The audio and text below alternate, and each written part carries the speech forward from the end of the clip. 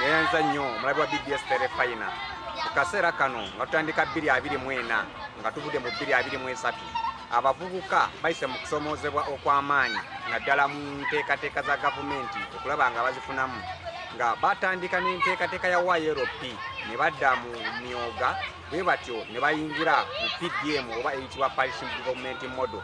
Naye abavubuka bangi mu kaseera kano enteekateeka ezo baleka bawulira mpulire nga tuzze twogeremu ne ssentebe b'abavubuka mu kiseera kino Franka Kajumbi atubuuliremu nteekateeka eryetya nga bo abavubuka mu guno omwaka ogwa 2024 nga bwe gugenda okubeera. Mukulu Kajumbi Franka ng'abavubuka okusomoozebwa okwemubadde nakwo mu nteekateeka za gavumenti kwe kubadde kutya? Okusinziira ku puroguramu gavumenti ziyakuterawo okulaakulanya abantu nga eya YLP tufunye okusomoozebwa nti abavubuka tebakomezaawo bulungi nsimbi abala okusobola ozeewola ate nga twali twabakubiriza okuteekayo okusaba kwabwe nti baba bakomezaawo ensimbi bazitwale, so ensimbi tezikomyewo bulungi. Ekyo ne kitwetera okutegeeza abavubuka mwenna nti muyiikire okuzza ssente za YLP bannammwe basobole ozivuganyirwamu. Bwe tugenda mu myoga gavumenti tugisaba tufunye okusomoozebwa kunene nti mwatusuubiza okutwongerako miliyoni 2 pa sako zetasobodde kufuna gurupu ezisinga. Olowooza bw'otunuulira Kalungu gurupu nga 6 zokka zisobola okufuna top up za miliyoni 2 omwaka gwonna. Naye kati guno mwaka gwe tuyingidde tusaba mu aba microfinance muteeko top up wa miliyoni 2 avuka basobole okufuna ssente ezo, kubanga okusaba kwabwe bakuteekayo dda mu sako zaabwe naye ssente tebaziraba ate bakomyawo butono. So tusaba enteekateeka eyo naye erongooke. Bwe tugenda mu PDM pulezidenti nga byatukubiriza ogyettanira PDM abantu basobodde okuteekayo okusaba kwabwe mu bungi naye miliyoni 10 zaggwako mangu.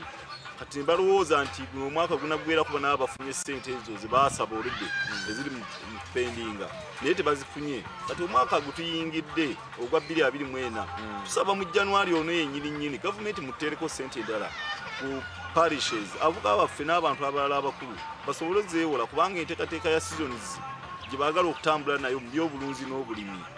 Ssentebe mu kaseera kano mu nteekateeka za gavumenti waliwo enkola ey'omukulembeze w'eggwanga ofiisi ye nga chairman wa NRM gye yaleeta mu kitundu oba gy'agenza ateekateeka mu bitundu nga nayo y'emu eraga nti okutumbula abavubuka wamu n'okubawa emirimu.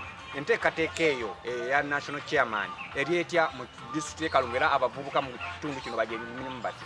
Bw'otunuulira mukama waffe Pulezidenti Museveni ng'ayita mu muwabuzi bwe Hajati Namyalo Hadija ayagadde nnyo okulaba nti abantu batanira nnyo ekyo ekibakulaakulanya nga kyeyambisa kye tuyita skilling Uganda, nti omuvubuka we tumala omusomesa mu industrial hubs ate mu ofiisi eya ONC omukyala Namyala Hadija ayina machines zasobola okukwatirako ku bantu ababa bavudde mu matendekero ago ne beetandikirawo emirimu nga tebabonyeebonye nnyo. Kati era essira eryo mu Kalungu district tugenda kuteekateekayo omukolo omunene ddala okulaba nti ofiisi yaffe eya ONC ereeta machines eri abo banaaba bayize ebyemikono, oba oyize kutunga ajja kukuwa ebikuyambako mu kutunga, oba oyize ekyalaani ajja kukuwa ebyalaani. Bw'atyo omukulu Kajumbi Franka alabika ye coordinator wa NOC ye coordinator w'ekitundu kino mu Kalungu district batunyonnyodde kyokka asookedde mu kusoomoozebwa kwe balina ng'abavubuka. Nakoma omunange mu studio bwe batyo abavubuka bwe bakyakukkuluma lwadde ng'omwaka gwa 2024 nagwo gutandise era nga bagulabika bwatabo kikyuka nga gavumenti kukwasizako bavubuka balabika enkulaakulana yaabwe mu Kalungu district egenda kubeera nzibu. Nze omulongo Kato Paulo duwano mu district y'e Kalungu. Kale webale nnyo omulongo Kato Paul okututusangako ebyo ebigenda mu maaso mu district ey'e Kalungu.